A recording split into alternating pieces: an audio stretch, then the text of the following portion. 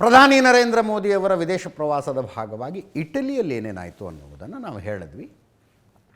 ಅದಕ್ಕಿಂತ ಮುಂಚೆ ಪ್ರಧಾನಮಂತ್ರಿಗಳು ನಾರ್ವೆನಲ್ಲಿದ್ದರು. ನಾರ್ವೆನಲ್ಲಿ ಅವರೊಂದು ಮುಜುಗರದ ಸನ್ನಿವೇಶ ಎದುರಿಸಿದರು. ಪ್ರೆಸ್ ಬ್ರೀಫಿಂಗ್ ಇತ್ತು. ಪ್ರೆಸ್ ಬ್ರೀಫಿಂಗ್ ಮತ್ತು ಪ್ರೆಸ್ ಮೀಟ್ ವ್ಯತ್ಯಾಸ. ಪ್ರೆಸ್ ಬ್ರೀಫಿಂಗ್ ಅಂದರೆ ಮಾಧ್ಯಮಗಳಿಗೆ ಹೇಳುವುದು, ಪ್ರೆಸ್ ಮೀಟ್ ಅಂದರೆ ಮಾಧ್ಯಮಗಳ ಪ್ರಶ್ನೆಗೆ ಉತ್ತರಿಸುವುದು ಸೇರಿದಂತೆ. ಇಲ್ಲೊಂದು ಪ್ರೆಸ್ ಬ್ರೀಫ್ ಇತ್ತು. ನಾರ್ವೆದ ರಾಜಧಾನಿ ಓಸ್ಲೋದಲ್ಲಿ ನಾರ್ವೆ ಪ್ರಧಾನಿ ಜೋನಾಸ್ ಗಹರ್ ಸ್ಟೋರ್ ಮತ್ತು ನಮ್ಮ ಪ್ರಧಾನಿ ನರೇಂದ್ರ ಮೋದಿ ಇಬ್ಬರು ಮಾಧ್ಯಮಗಳನ್ನುದ್ದೇಶಿಸಿ ಮಾತನಾಡುವುದು ಅದಾಯಿತು. ಪ್ರೆಸ್ ಬ್ರೀಫಿಂಗ್ ಆದ ನಂತರ ವೇದಿಕೆಯಿಂದ ಇಳಿತಾ ಇದ್ದರು. ಆಗ ಒಬ್ಬ ಪತ್ರಕರ್ತೆ, ಹೆಲ್ಲೆ ಲಿಂಗ್ ಅಂತ ಪತ್ರಕರ್ತೆ ಹೆಸರು, ಡಾಗ್ ಸಾವಿಸನ್ ಅನ್ನುವ ಒಂದು ನ್ಯೂಸ್ ಪೇಪರ್ನ ರಾಜಕೀಯ ಮತ್ತು ಅಂತಾರಾಷ್ಟ್ರೀಯ ವಿದ್ಯಮಾನಗಳ ವಿಶ್ಲೇಷಕಿ. ಆಕೆ why don't you take some questions ಅಂತ ಕೂಗಿತ್ತು. ವಿಶ್ವದ ಅತ್ಯಂತ ಮುಕ್ತ ಪತ್ರಿಕಾ ಸ್ವಾತಂತ್ರ್ಯದ ದೇಶದಿಂದ ಕೇಳ್ತಾ ಇದ್ದೀವಿ. ಕೇಳಿಸ್ಕೊಳ್ಳಿ ಅದೇನಾಯಿತು ಅಂತ.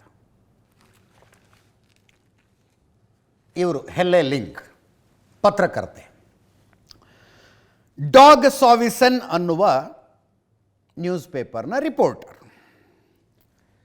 ಇದಾದ ನಂತರ ತುಂಬ ದೊಡ್ಡ ಮಟ್ಟದಲ್ಲಿ ಚರ್ಚೆ ಆಯಿತು. Why don't you take some questions from the freest freedom of press country ಅಂತ, ಅಂದರೆ ಅತಿ ಹೆಚ್ಚು ಪತ್ರಿಕಾ ಸ್ವಾತಂತ್ರ್ಯವಿರುವ ದೇಶದಿಂದ ಒಂದಷ್ಟು ಪ್ರಶ್ನೆಗಳನ್ನು ನೀವು ಯಾಕೆ ತಗೊಳ್ಬಾರ್ದು ಅಂತ.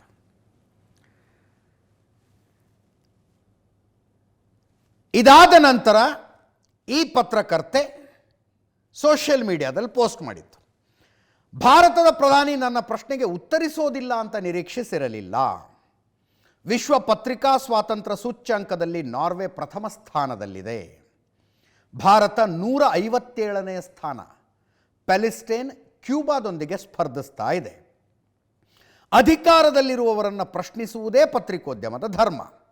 ನಾರ್ವೆಯಲ್ಲಿ ವಿದೇಶಿ ನಾಯಕರು ಭೇಟಿ ನೀಡಿದಾಗ ಸಾಮಾನ್ಯವಾಗಿ ಪತ್ರಿಕೆಗಳು ಪ್ರಶ್ನೆಗಳನ್ನು ಕೇಳುವುದಕ್ಕೆ ಅವಕಾಶ ಪಡೆಯುತ್ತವೆ, ಹೆಚ್ಚಿನವರಲ್ಲ. ಆದರೆ ಮೋದಿ ವಿಷಯದಲ್ಲಿ ಹಾಗಿರಲಿಲ್ಲ, ನಾಳೆಯೂ ಹಾಗಾಗುವುದಿಲ್ಲ ಅಂತ. ಇದು ಹೆಲ್ಲೆ ಲಿಂಗ್ ಅವರ ಪೋಸ್ಟ್ ಆಗಿತ್ತು. ಅದಾದ ನಂತರ ವಿದೇಶಾಂಗ ಇಲಾಖೆ ಪ್ರೆಸ್ ಮೀಟ್ ಮಾಡುತ್ತೆ. ಆ ಪ್ರೆಸ್ ಮೀಟ್ನಲ್ಲಿ ಹೆಲ್ಲೆ ಲಿಂಗ್ ಪ್ರಶ್ನೆಗಳಿಗೆ ವಿದೇಶಾಂಗ ಇಲಾಖೆಯ ಅಧಿಕಾರಿ, ಅಂದರೆ ಒಂದು ರೀತಿ ಜೋರು ಮಾತುಕತೆ ಆಯ್ತದು. ಒಂದು ಹಂತದಲ್ಲಿ ಹೆಲ್ಲೆ ಲಿಂಗ್ ಅಲ್ಲಿಂದ ಎದ್ದು ಹೋಗಿದ್ದು ಆಯಿತು. ಇದು ಏನಾಯಿತು ಅಂತ ಕೇಳಿಸ್ಕೊಳ್ಳಿ. ಕೆಲವು ಸಲ ವಿಚಿತ್ರ ಅನ್ಸುತ್ತೆ ನನಗೆ. ಯುರೋಪಿಯನ್ ದೇಶವೊಂದರ ಯಂಗ್ ಜರ್ನಲಿಸ್ಟ್ ಕೂತ್ಕೊಂಡು ಭಾರತದಲ್ಲಿನ ಮಾನವ ಹಕ್ಕು ಉಲ್ಲಂಘನೆಯ ಪ್ರಶ್ನೆ ಕೇಳ್ತಾಳೆ 2025ರಲ್ಲಿ. ನಾವು ಭಾರತದಲ್ಲೇ ಇದೀವಪ್ಪ, 150 ಕೋಟಿ ಜನಸಂಖ್ಯೆ. ಇನ್ಸಿಡೆಂಟ್ಗಳನ್ನು ಹೇಳಿ, ಇದರಲ್ಲಿ ಮಾನವ ಹಕ್ಕು ಉಲ್ಲಂಘನೆ ಆಯಿತು, ಇದರಲ್ಲಿ ಮಾನವ ಹಕ್ಕು ಉಲ್ಲಂಘನೆ ಆಯಿತು. ಘಟನೆಗಳನ್ನು ಹೇಳಬೇಕು, ವಿದ್ಯಮಾನಗಳನ್ನು ಹೇಳಬೇಕು. ಇದು ಅಂದರೆ ತಪ್ಪು ಇವ್ರದಲ್ಲ, ಈ ಯುರೋಪಿಯನ್ ಜನಸಂಖ್ಯೆಯ ಜೊತೆ ಅನೇಕ ಸಲ, ಅಂದರೆ ಯುರೋಪಿಯನ್ ಜನರ ಜೊತೆ ಸಂವಾದ ಮಾಡುವ ಅವಕಾಶ ಬಹಳ ಸಿಗುತ್ತೆ ನಮಗೆ. ಭಾರತ ಮಂಗಳಯಾನ ಮಾಡಿದಾಗ ಬ್ರಿಟನ್ ನ್ಯೂಸ್ ಚಾನಲ್ನ ಆ್ಯಂಕರ್ ಒಬ್ಬ ಚಾನಲ್ನಲ್ಲಿ ಕೂತ್ಕೊಂಡು ಹೇಳಿದ್ದು, ಮಂಗಳಯಾನ ಮಾಡಬಲ್ಲಷ್ಟು ದುಡ್ಡು ಭಾರತದಲ್ಲಿದೆ, ಹಿಂಗಿದ್ದ ಮೇಲೆ ನಾವು ಪ್ರತಿ ವರ್ಷ ಭಾರತಕ್ಕೆ ಕೊಡೋ ಧನ ಸಹಾಯ ನಿಲ್ಲಿಸ್ಬಿಡ್ಬೇಕು, ಯಾಕೆ ಕೊಡ್ಬೇಕು ಅದನ್ನು ಅಂತ. ಅವ್ರಿಗೆ ಇತಿಹಾಸನೇ ಗೊತ್ತಿಲ್ಲ. ಈ ಹುಡುಗಿಗೆ ಇತಿಹಾಸ ಗೊತ್ತಿದೆಯಾ? ಪ್ರಪಂಚದ ತುಂಬ ಹಡಗು ಹತ್ಕೊಂಡು ಹೋಗಿ ಕಾಲನಿಗಳನ್ನು ಮಾಡಿ ಬಂದಂಥ ಜನರು ಇವರು. ರಕ್ತ ಹಿಂಡಿದ್ದಾರೆ ಇವರು, ದೇಶಗಳ ರಕ್ತನ. ಭಾರತದ ಮಾನವ ಹಕ್ಕು ಉಲ್ಲಂಘನೆಯ ಬಗ್ಗೆ ಕೇಳ್ತಾ ಇದ್ದಾಳೆ ಹುಡುಗಿ. ಕೇಳಬಾರ್ದು ಅಂತ ಹೇಳ್ತಿಲ್ಲ ನಾನು, ಇನ್ಸಿಡೆಂಟ್ಗಳನ್ನು ಪಾಯಿಂಟ್ಔಟ್ ಮಾಡಲಿ ಇನ್ಸಿಡೆಂಟ್ಗಳನ್ನು. ಭಾರತದಲ್ಲಿ ಇಂಥ ದಿನಾಂಕ ಹಿಂಗಾಯ್ತು ನೋಡಿ, ಇಲ್ಲಿ ಮಾನವ ಹಕ್ಕು ಉಲ್ಲಂಘನೆ ಆಗಿದೆ. I can accept. ಯುರೋಪಿನ ಹತ್ರ ಮಾನವ ಹಕ್ಕುಗಳ ಬಗ್ಗೆ ಭಾರತ ಪಾಠ ಮಾಡಿಸ್ಕೊಳ್ಬೇಕಾ? 4-5 ತಿಂಗಳಿಂದ ಆಸ್ಟ್ರೇಲಿಯಾದಲ್ಲಿದ್ದೆ ನಾನು. ಆಸ್ಟ್ರೇಲಿಯಾದಲ್ಲಿ ಅಲ್ಲಿನ ಸಂಸದರೊಬ್ಬರ ಜೊತೆಗೆ ಮಾತಾಡುವಾಗ the place which he represents, ನಂಗೆ ಅದರ ಹೆಸರು ಮರೆತು ಹೋಯಿತು. Our district is aborigine free district ಅಂದರು. ನನಗೆ ಅರ್ಥನೇ ಆಗಲಿಲ್ಲ ಅಬೋರಿಜಿನ್ ಫ್ರೀ ಡಿಸ್ಟ್ರಿಕ್ಟ್ ಅಂದರೆ ಏನು ಅಂತ. ಅವ್ರು ಹೇಳಿದ್ರು, ಅಂದರೆ ಅಬೋರಿಜಿನ್ ಫ್ರೀ ಅಂತಂದರೆ ಆಸ್ಟ್ರೇಲಿಯಾದ ವಿಕ್ಟೋರಿಯಾದಲ್ಲಿ ಅವರು ರಿಪ್ರೆಸೆಂಟ್ ಮಾಡುವ ಜಿಲ್ಲೆಯಲ್ಲಿ ಮೂಲ ನಿವಾಸಿಗಳು ಒಬ್ಬರೂ ಇಲ್ಲ ಅಂತ ಅದನ್ನು ಹೆಮ್ಮೆಯಿಂದ ಹೇಳ್ಕೊತಾರೆ. ಅವ್ರು ಏನಾದರೂ ಅವರು ಬೇಟೆ ಆಡಿ ಸಾಯಿಸಿದಿರಿ ನೀವು ಅವರನ್ನು. ಕಾಡಿಗೆ ಹೋಗಿ ಕುದುರೆ ಮೇಲೆ ಈಟಿ ಹಿಡ್ಕೊಂಡು ಒಂದು ಪ್ರಾಣಿಯನ್ನು ಬೆನ್ನತ್ಕೊಂಡು ಹೋಗಿ ತಿವಿದು ಸಾಯಿಸ್ತಾರಲ್ಲ, ಹಂಗೆ ಆಸ್ಟ್ರೇಲಿಯಾದ ಮೂಲ ನಿವಾಸಿಗಳನ್ನು ಕೊಂದು ಅಲ್ಲಿ ಇಲ್ಲದೇ ಇರುವ ದೇಶ ಕಟ್ಟದಂಥ ಜನ ನೀವು. ನಿಮ್ಮ ಹತ್ರ ನಾವು ಹೇಳಿಸ್ಕೋಬೇಕಾ ಮಾನವ ಹಕ್ಕುಗಳಂದ್ರೇನು ಅಂತ?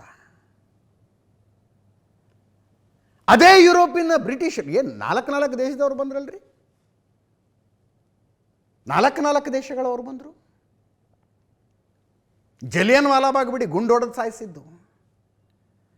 ವರ್ಲ್ಡ್ ವಾರ್ ಟೈಮ್ನಲ್ಲಿ ನಿಮಗೆ ಎಕ್ಸಸ್ ಫುಡ್ ಬೇಕು ಅನ್ನುವ ಕಾರಣಕ್ಕಾಗಿ ನೀವು ಭಾರತದಲ್ಲಿ ಬೆಳೆದ ಧಾನ್ಯಗಳನ್ನು ಹಡಗಿಗೆ ತುಂಬಿಕೊಂಡು ಹೋಗಿದ್ದಕ್ಕೆ 20 ಲಕ್ಷ ಜನ ಉಪವಾಸ ಸತ್ತರು. ನಮ್ಮಲ್ಲಿ 20 ಲಕ್ಷ ಜನ ಉಪವಾಸ ಸತ್ತರು. ಭಾರತವನ್ನು ಕಾಲನಿ ಮಾಡಿಕೊಳ್ಳುವುದಕ್ಕಿಂತ ಮುಂಚೆ ಏನಿತ್ತು ನಿಮ್ಮಲ್ಲಿ? ನಾನಲ್ಲ, ಶಶಿ ಥರೂರ್ ಹೇಳೋದು ಕೇಳಿಸ್ಕೋಬೇಕು ನೀವು. ಶಶಿ ಥರೂರ್ ಹೇಳೋದನ್ನು ಇವತ್ತಿನ ದುಡ್ಡಿಗೆ ಲೆಕ್ಕ ಹಾಕಿದರೆ 45 ಟ್ರಿಲಿಯನ್ ಪೌಂಡ್ಸ್ ದುಡ್ಡು ನೀವು ಭಾರತದಿಂದ ತಗೊಂಡೋಗಿದ್ದು. 45 ಟ್ರಿಲಿಯನ್ ಭಾರತೀಯರನ್ನು ಕೊಂದು ಹಿಂಸೆ ಕೊಟ್ಟು ಉಪವಾಸ ಸಾಯೋ ಹಂಗೆ ಮಾಡಿ, ಈಗ ತಲೆ ಮೇಲಿನ ಮಾಸ ಆರದೇ ಇರೋ ಯುರೋಪಿಯನ್ ಹುಡುಗಿ ಒಬ್ಬಳು ಕೂತ್ಕೊಂಡು ಭಾರತದಲ್ಲಿ ಮಾನವ ಹಕ್ಕು ಉಲ್ಲಂಘನೆ ಅಂತ ಮಾತಾಡ್ತಾರೆ. ಬನ್ನಿರಿ ಇಲ್ಲಿ ತೋರಿಸ್ತೀನಿ ಮಾನವ ಹಕ್ಕುಗಳು ಯಾವ ಲೆವೆಲ್ಗಿದ್ದಾವೆ ಅಂತ. ರೈತ ಹೋರಾಟದ ನೆಪದಲ್ಲಿ 1.5 ವರ್ಷ ಹೈವೇ ಬಂದಾಗತ್ತೆ. ಬಂದ್ ಮಾಡಿ ತೋರಿಸಿ ನಿಮ್ಮಲ್ಲಿ ನೋಡೋಣ. ಕೊಡಿ ಯಾರಿಗಾರು ಅವಕಾಶ ಪ್ರತಿಭಟನೆ ಮಾಡೋರು 1.5 ವರ್ಷ ಹೈವೇ ಬಂದ್ ಮಾಡೋದಕ್ಕೆ. CAA NRC ವಿರುದ್ಧದ ಪ್ರತಿಭಟನೆ ಹೆಸರಿನಲ್ಲಿ 1 ವರ್ಷ ಬಂದಾಗತ್ತೆ ರೀ ಒಂದು ಇಡೀ ಏರಿಯಾ. ಕೊಡಿ ನಿಮ್ಮಲ್ಲಿ ಬಂದ್ ಮಾಡಿಸಿ ನೋಡೋಣ.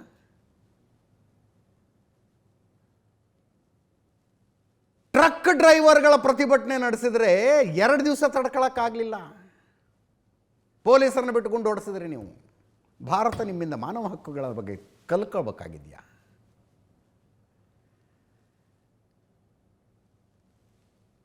ಇದು ಪ್ರಾಬ್ಲಮ್ ಯಾಕೆ ಅಂದರೆ,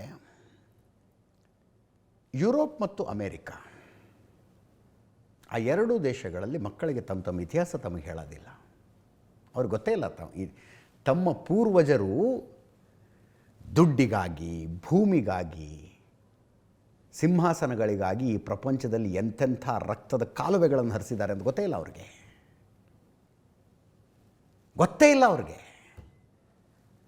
ಕರೆಕ್ಟಾಗಿ ಆ ಲೆಕ್ಕದಲ್ಲಿ ಇತಿಹಾಸ ಹೇಳೋದು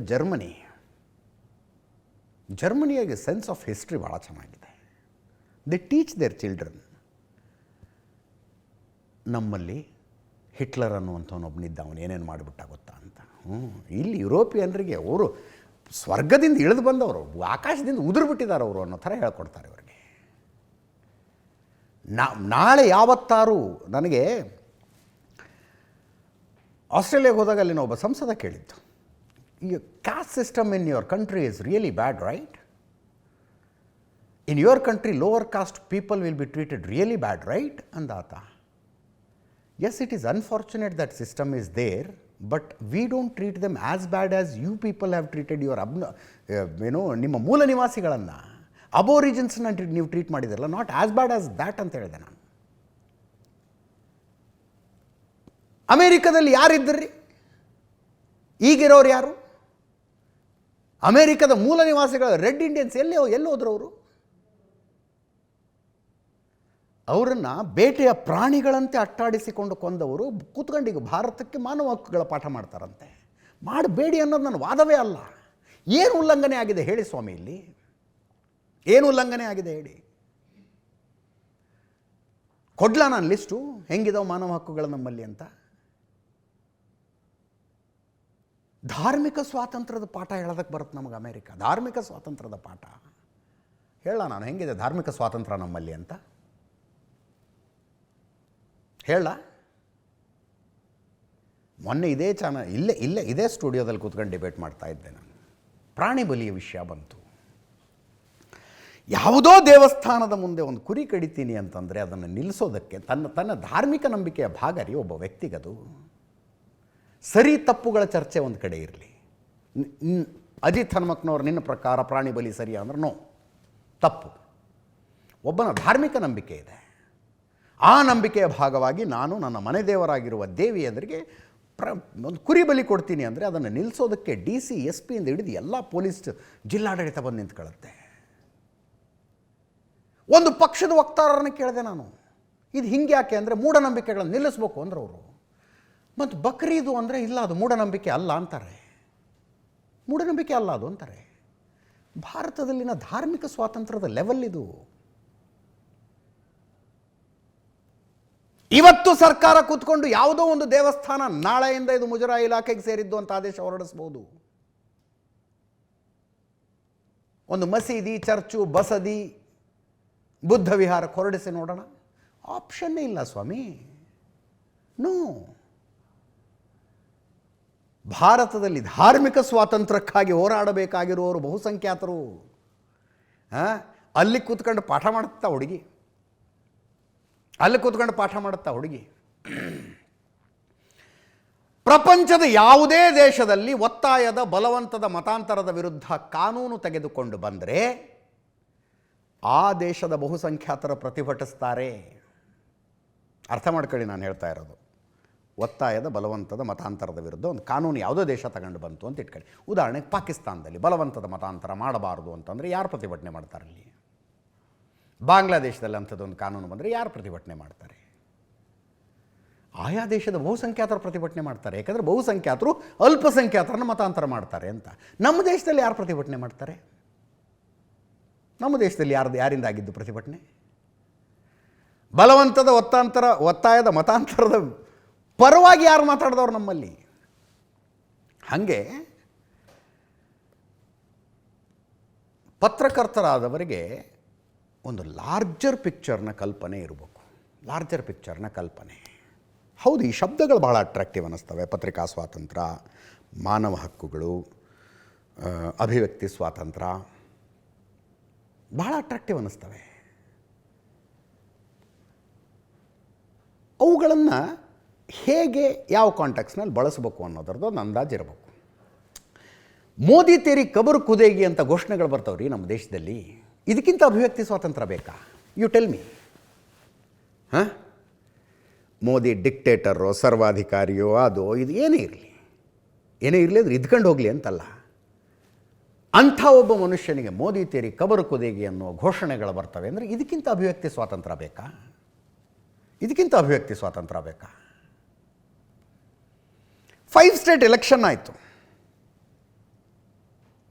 ಪಂಚರಾಜ್ಯ ಚುನಾವಣೆ, ಅದರಲ್ಲಿ ಅಸ್ಸಾಮಿಂದು ಆಯಿತು. ವೋಟಿಂಗಿಗೆ 2 ದಿವಸ ಇದೆ ಅನ್ನುವಾಗ ಅಸ್ಸಾಮಿನ ಮುಖ್ಯಮಂತ್ರಿಯ ಹೆಂಡತಿ 3 ಪಾಸ್ಪೋರ್ಟ್ ಇಟ್ಕೊಂಡಿದ್ದಾರೆ. ಅವರಿಗೆ ಇಸ್ಲಾಮಿಕ್ ರಾಷ್ಟ್ರಗಳಲ್ಲಿ ಬಿಸ್ನೆಸ್ ಇದೆ ಅನ್ನೋದಕ್ಕೆ ಕೆಲವು ದಾಖಲೆಗಳನ್ನು ಒಂದು ರಾಷ್ಟ್ರೀಯ ಪಕ್ಷ ರಿಲೀಸ್ ಮಾಡ್ತು.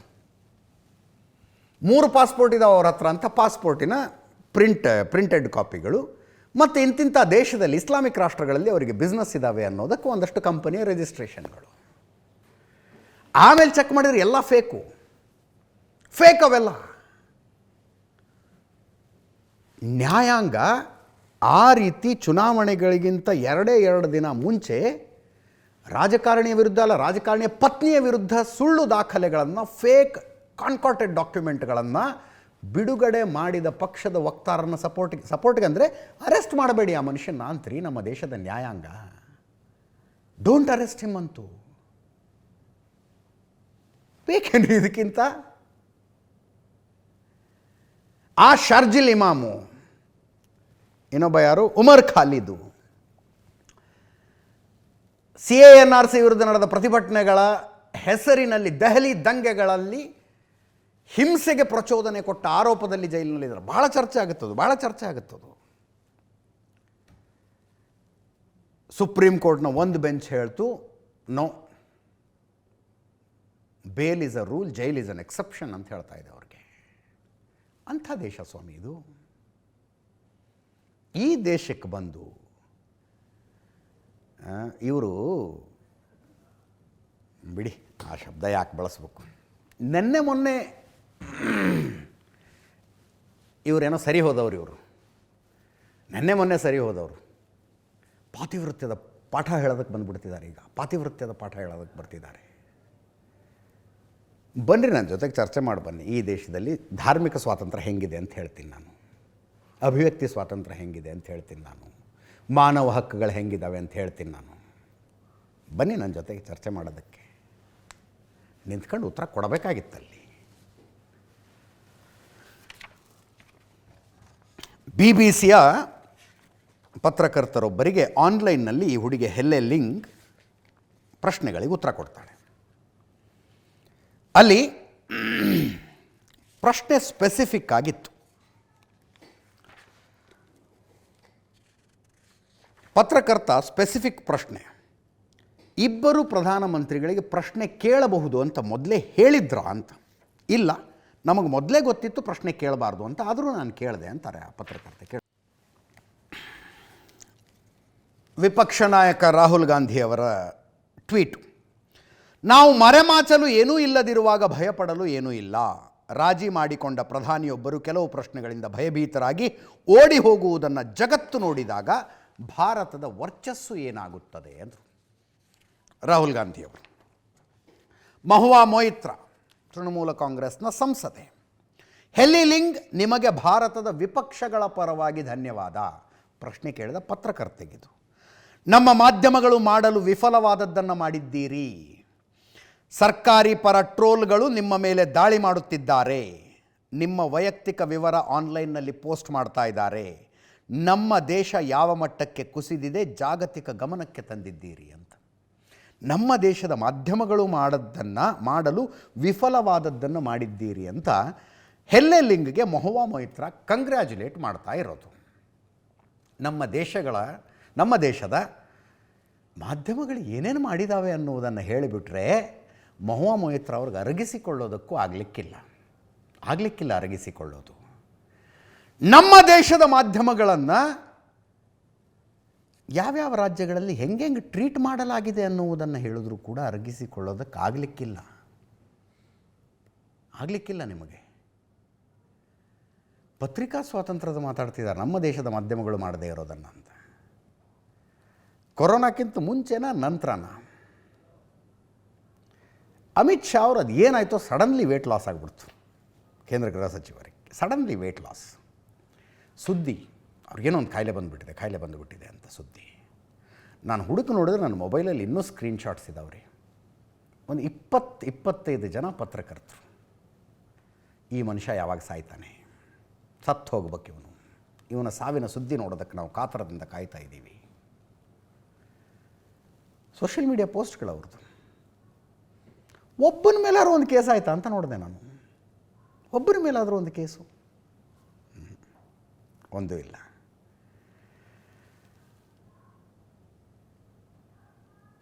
ಕೃಷಿ ಕಾನೂನುಗಳನ್ನು ವಿರೋಧಿಸಿ ಹೋರಾಟ ನಡೀತಾ ಇದ್ದ ಸಂದರ್ಭದಲ್ಲಿ ಇನ್ನೇನೋ ಕಾರಣಕ್ಕಾಗಿ ಸತ್ತು ಹೋಗಿದ್ದ ಒಬ್ಬ ರೈತ ಗೋಲಿಬಾರ್ನಲ್ಲಿ ಪೊಲೀಸರ ಗುಂಡು ತಿಂದು ಸತ್ತು ಹೋಗಿದ್ದಾನೆ ಅಂತ ಸುದ್ದಿ ಹಾಕಿದ್ರು. ಆ ಮನುಷ್ಯನ ಮೇಲಾದ್ರೂ ಒಂದು ಆ್ಯಕ್ಷನ್ ಆಗುತ್ತಾ ಅಂದ್ಕೊಂಡೆ ನಾನು. It is instigating violence. ಆ ಸುದ್ದಿ ನೋಡಿದ್ರೆ ಏನು ಅನಿಸುತ್ತಲ್ಲಿ, ಅದಕ್ಕಾದ್ರೂ ಒಂದು ಆ್ಯಕ್ಷನ್ ಆಗುತ್ತಾ? ನೋ. ಇನ್ನೊಬ್ಬ ಪತ್ರಕರ್ತ ಬಂದು ಹೇಳ್ದ, ಸರ್ಕಾರವನ್ನು ಅಲ್ಲಾಡಿಸುವಂಥ ಒಂದು ಸ್ಟಿಂಗ್ ಆಪರೇಷನನ್ನು ಮಾಡ್ಕೊಂಬಂದಿದ್ದೆ ನಾನು ಸಂಸದರುಗಳ ಖರೀದಿಗೆ ಸಂಬಂಧಪಟ್ಟಂತೆ. ನಮ್ಮ ಎಡಿಟ್ರು ಆ ಸುದ್ದಿನ ನಾನು ಕ್ರಾಸ್ ಚೆಕ್ ಮಾಡಬೇಕು ಇಡು ಅಂತ ಇಟ್ಕೊಂಡ್ರು. ಸುದ್ದಿ ಟೆಲಿಕಾಸ್ಟೇ ಆಗಲಿಲ್ಲ. 6 ತಿಂಗಳಾದಮೇಲೆ ಎಡಿಟ್ರಿಗೆ ಪದ್ಮಶ್ರೀ ಬಂತು ಅಂತ ಹೇಳಿದ್ರು. ಇವೆಲ್ಲ ಓಕೆ, ನ್ಯೂಸ್ ಅವರ್ನಲ್ಲೇ ಮಾತಾಡುವಂಥ ವಿಷಯ ಅಲ್ಲ. ಯಾವತ್ತಾರು ಒಂದು ದಿವಸ ಬಹಿರಂಗವಾಗಿ ಕೂತ್ಕೊಂಡಾಗ ಬನ್ನಿ ನನ್ನ ಜೊತೆಗೆ ಚರ್ಚೆಗೆ. ಪತ್ರಿಕಾ ಸ್ವಾತಂತ್ರ್ಯದ ಕಥೆ ಹೇಳ್ತೀನಿ ನಾನು ಈ ದೇಶದಲ್ಲಿ ಏನು ಅಂತ. ಪತ್ರಿಕಾ ಸ್ವಾತಂತ್ರ್ಯದ ಕಥೆ ಹೇಳ್ತೀನಿ, ಯಾರ್ಯಾರು ಪತ್ರಿಕೆಗಳನ್ನು ಹೆಂಗೆ ನಡೆಸ್ಕೊಂಡ್ರು ಅಂತ ಹೇಳ್ತೀನಿ. ಮಹುವಾ ಮೊಯಿತ್ರಾ ಹೇಳ್ತಾ ಇದ್ದಾರೆ, ನಾರ್ವೆಯ ಒಂದು ಪತ್ರಿಕೆ ಪ್ರಧಾನಿ ಮೋದಿ ಹಾವಾಡಿಗರಂತೆ ಚಿತ್ರಿಸಿದೆ.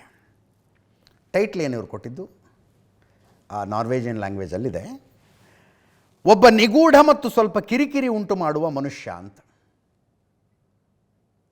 ಇದು ಇಂಗ್ಲೀಷ್ ಟ್ರಾನ್ಸ್ಲೇಷನ್ ಇದೆ ನೋಡಿ. ಅ ಸ್ನೀಕಿ ಆ್ಯಂಡ್ ಸ್ಲೈಟ್ಲಿ ಅನಾಯಿಂಗ್ ಮ್ಯಾನ್ ಅಂತ.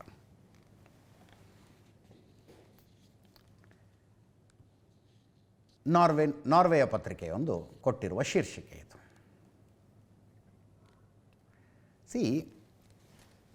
ಇಡೀ ಯುರೋಪಿಯನ್ ಮೈಂಡ್ಸೆಟ್ ಹೇಳ್ತೀನಿ ನಿಮಗೆ, ಥರ್ಡ್ ವರ್ಲ್ಡ್ ಕಂಟ್ರಿಗಳ ಬಗ್ಗೆ. ಥರ್ಡ್ ವರ್ಲ್ಡ್ ಕಂಟ್ರಿನೂ ಅನ್ಬಾರ್ದು, ನಮ್ಮಂಥ ದೇಶಗಳ ಬಗ್ಗೆ. ಈ ದೇಶಗಳ ಮುಂದುವರಿಯುವಿಕೆ ಪಚನ ಆಗೋದಕ್ಕೆ ಸಾಧ್ಯನೇ ಇಲ್ಲ. ಡು ಯು ರಿಮೆಂಬರ್ ದಟ್ ಭಾಳ popular notorious cartoon? ISRO space ಸೈನ್ಸ್ನಲ್ಲಿ ಏನೋ ದೊಡ್ಡ ಸಾಧನೆ ಮಾಡಿದಾಗ, ನಂಗೆ ಇಮಿಡಿಯೇಟಾಗಿ ನೆನಪಾಗ್ತಾ ಇಲ್ಲ, ಏನೋ ಸಾಧನೆ ಮಾಡಿತ್ತು. ಹಸು ಹಿಡ್ಕೊಂಡಂಥ ಒಬ್ಬ ರೈತ ಎಲೀಟ್ ಸ್ಪೇಸ್ ಕ್ಲಬ್ನ ಬಾಗಿಲು ಬಡಿತಾ ಇರೋದು, ಮೇ ಕಮಿನ್ ಅಂತ ಬಾಗಿಲು ಬಡಿತಾ ಇರೋ ಕಾರ್ಟೂನ್ ಹಾಕಿದ್ರು ಅವರು.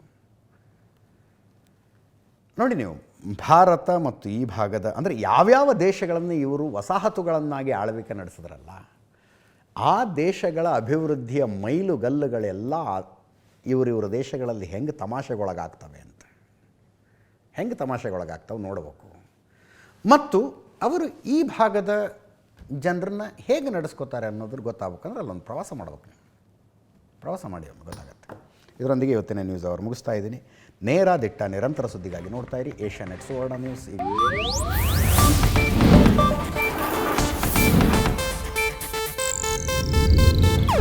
ಇದು ಏಷ್ಯಾನೆಟ್ ನ್ಯೂಸ್ ನೆಟ್ವರ್ಕ್ ಪ್ರಸ್ತುತಿ.